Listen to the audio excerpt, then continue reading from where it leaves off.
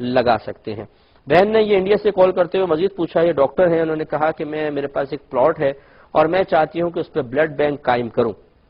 اور جب blood bank قائم کروں گے تو گورنمنٹ کی طرف سے بعض اوقات کچھ فنڈ وغیرہ بھی دیے جاتے ہیں جس سے آپ خون پرچیز کرتے ہیں، پھر آگے آپ سیل بھی کرتے ہیں خون، تو یہ خون بلڈ کی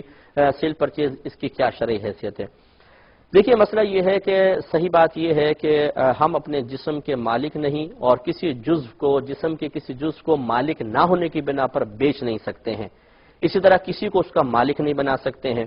تو لہذا خون بھی چونکہ جسم کا ایک حصہ ہے، لہذا نہ ہم اس کو بیچ سکتے ہیں، نہ کسی کو اس کا مالک بنا سکتے ہیں۔ لیکن یہ حکم نارمل حالت کا ہے۔ پہلے دور میں چونکہ اتنے زیادہ ایکسیڈنٹ نہیں ہوتے تھے، اتنے بلڈ کی ضرورت نہیں ہوتی تھی، نہ ایک کا خون دوسرے کے جسم میں منتقل کرنے کے کوئی ذرائع اور اسباب تھے، تو یقینی سی بات ہے کہ اس وقت یہ مطلقاً حکم رکھا گیا کہ جی نہ آپ خون کسی کو دے سکتے ہیں اور نہ خون کی سیل پرچیز ہو سکتی ہے، کیونکہ شرعاً یہ مال نہیں ہے۔ لیکن آج کل کے دور میں ایکسیڈنٹ اتنے کثیر ہوتے ہیں، کہیں بم بلاسٹ ہو رہے ہیں، کہیں ایکسیڈنٹ ہو رہے ہیں، کہیں لڑائی جھگڑے ہو رہے ہیں، اور تیزی کے ساتھ خون نکلتا ہے، اور اب اگر یہ اس طرح خون کو جمع کر کے نہ رکھا جائے تو ایمرجنسی کے وقت، عین وقت کے اوپر بلڈ گروپ بعض اوقات نہیں مل پاتا ہے تو خون نہیں مل پائے گا اور ہزاروں جانیں ضائع ہوں گی۔ جبکہ اس طرح کا جمع شدہ خون اگر پاس موجود ہو تو یہ عام مشاہدہ ہے کہ ہزاروں جانیں بچ جاتی ہیں۔ ایکسیڈنٹ کے کیسز آتے ہیں، ڈاکٹر فوراً بلڈ چڑھاتے ہیں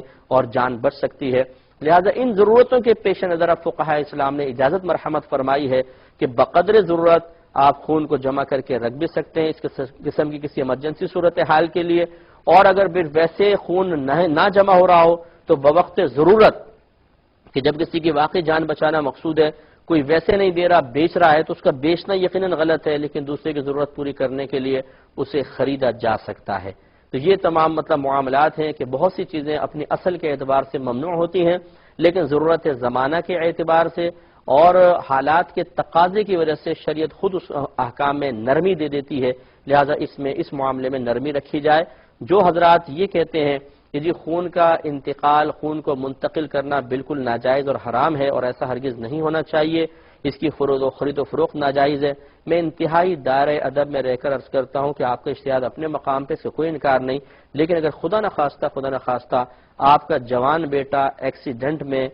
بہت شدید زخمی ہو جائے اور وہ بیڈ پہ تڑپ رہا ہے اور ڈاکٹرز یہ کہتے ہیں کہ اس کو فوراً 4 بوتل خون کی ضرورت ہے، اس وقت ہم اس شخص سے معلوم کریں گے کہ یہ بتائیے کہ دوسروں کے لیے تو آپ نے یہ فتویٰ دیا تھا کہ انتقال خون بالکل حرام ہے، یہ ہو ہی نہیں سکتا، اور جو اس کا فتویٰ دے رہا ہے وہ فقہا مفتیان کرام پتہ نہیں پلپلے ہو گئے اور کیا ہو گیا کیا نہیں ہو گیا، اب آپ بتائیں اپنے بیٹے کے لیے آپ کیا کریں گے؟ کوئی باپ ایسا نہیں ہوگا جو یہ کہے کہ اس کو ایڑیاں رگڑ رگڑ کے مر جانے دو لیکن میں بلڈ منتقل نہیں ہونے دوں گا۔ اس ٹائم آپ خریدیں گے بھی اور منتقل بھی کریں گے۔ بس مسئلہ یہ ہے کہ دوسرے کے درد کو، دوسرے کے دکھ کو اپنا سمجھا جائے، دوسروں کے لیے اور فتویٰ اور اپنی ذات کے لیے کچھ اور فتویٰ یا اپنے فتووں میں ترمیم کر لینا یہ مناسب نہیں، ایک حکم ہونا چاہیے۔ لہٰذا جو علماء کرام انتقال خون کی بوقت ضرورت اجازت دے رہے ہیں بالکل ہمارے نزدیک صحیح ہے کہ موجودہ دور کا تقاضا یہی ہے، اور جو اس کے برعکس فیصلہ کیے ہوئے ہیں ان سے ہماری گزارش ہے کہ اپنے رویے پہ ایک نظر ثانی کر لی جائے تو بہت ہی اچھا ہے۔ اللہ نہ کرے کبھی پھر آپ کو ضرورت پیش آ جائے اور اس وقت آپ یس کہیں